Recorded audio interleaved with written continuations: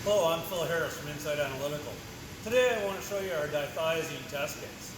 Dithiazine is a chemical that can be formed when H2S reacts with triazine, and triazine is commonly used to scrub H2S from both gas and liquid samples. If the dithiazine gets into pipes, it can cause blockage or pluggage in the pipes. And sometimes we don't know whether the thing that's blocking that pipe is dithiazine or some other chemical compound. We ship a test kit that comes with 6 bottles. The bottles have a patented reagent that reacts specifically with dithiazine. So, if we take a sample of the dithiazine, or the material that we think might be dithiazine, and add it into the bottle, shake, and we'll see a color change happen almost immediately. If the dithiazine isn't very pure, or the sample is oily, the color change may take a few minutes to occur.